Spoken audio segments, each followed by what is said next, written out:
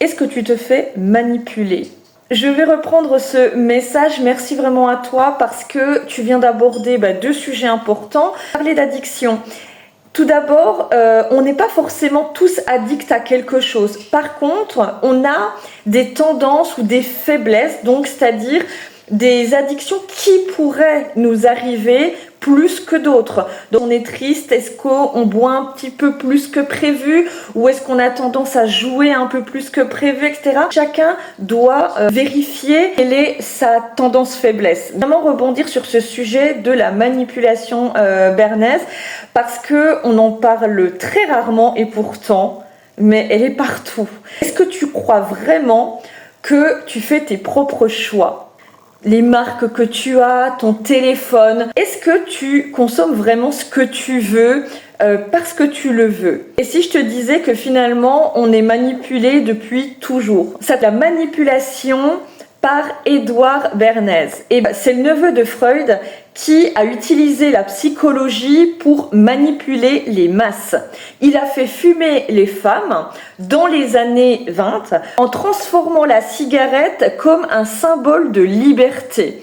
Il a fait croire que le bacon était indispensable au petit déjeuner et il a même conseillé des gouvernements pour faire passer des guerres comme nécessaires. Donc, il ne vendait pas un produit, il vendait un désir. Et aujourd'hui, c'est encore pire. Les réseaux, les publicités, les influenceurs, les algorithmes, tout est pensé pour hacker ton cerveau. Je te donne un exemple.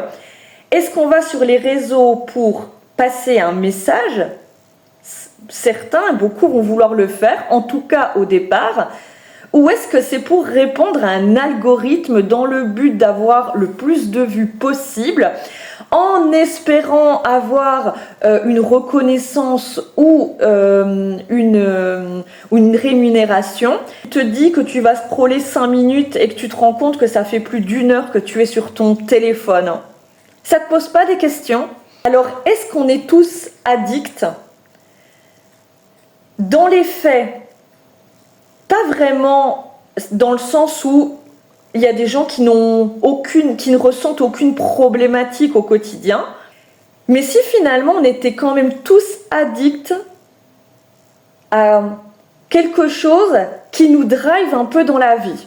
La nourriture, les réseaux, la validation sociale, les pensées négatives, on est quand même dans une société qui prône plus le négatif que le positif, et principalement dans le cadre du travail. C'est quand la dernière fois qu'on t'a félicité pour le travail que tu as fait sans qu'on te parle du négatif? Je fais de la productivité parce que la productivité, ça a un rôle aussi sur les addictions. C'est ce qu'on appelle de la dépendance douce. Donc on n'est peut-être pas tous dépendants ou accros à quelque chose, mais par contre on est tous influencés par cette dépendance douce. Celle qu'on voit pas, mais qui contrôle un peu nos vies.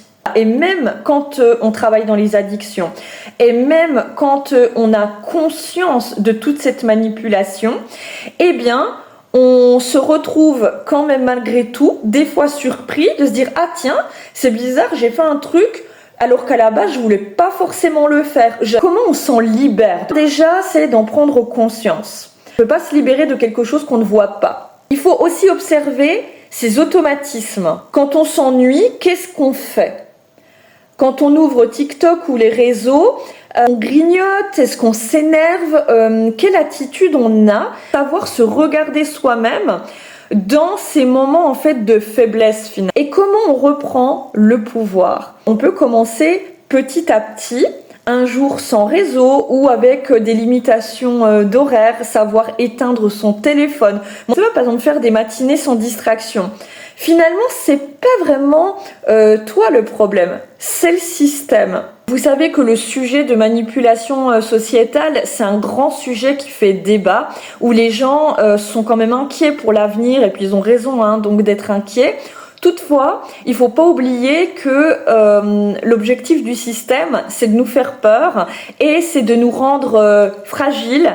C'est par la peur qu'on tient les gens et c'est également par la division. Donc, de reconnaître que la peur, elle existe, que les questionnements existent, que les idées noires, les pensées négatives existent et c'est normal que on passe tous par ce cadre-là. Toutefois, rappelez-vous que c'est par le positif qu'on va garder le contrôle. C'est par le fait de s'accrocher à des choses qui fonctionnent et à des choses qui nous plaisent encore. C'est le fait d'être conscient et de garder un maximum de contrôle de ses propres pensées et de sa propre vie. Donc oui, on est obligé de participer à un système qui évolue. Bien sûr qu'on va être obligé de vivre avec l'évolution technique. Il y a des bonnes choses et des mauvaises choses. L'important, c'est de vous dire que vous pouvez utiliser les outils de la société à votre avantage. Mais faites très attention de rester, donc de vous faire des piqûres de rappel, de conscience et de vous rappeler à quel endroit vous risquez d'être manipulable, à quel moment vous risquez d'être influencé. J'ai la chance d'avoir deux travails passion, puisque je suis artiste professionnelle et je suis psychologue clinicienne, et franchement, pour rien au monde, je changerais de métier. Mais il y a des périodes un peu creuses parfois, et c'est vrai que j'avais une vie sociale qui était beaucoup plus développée auparavant, et depuis le Covid, il y a vraiment une baisse générale des envies des gens de faire des choses, des sorties, tout ça, c'est plus difficile de motiver les gens. On parle des fois avec mon mari, on se sent un peu seul, et cette solitude qui parfois peut peser parce que on était habitué à organiser beaucoup de choses et les gens maintenant ont du mal de suivre un peu ce dynamisme. Au lieu de pouvoir profiter au maximum de choses que je voudrais faire, eh bien ça m'arrive des fois de perdre du temps à scroller, des fois les réseaux. J'en tire pas forcément toujours de l'intérêt, mais voilà, c'est juste pour vous dire que on a tous cette fragilité et il faut en prendre conscience.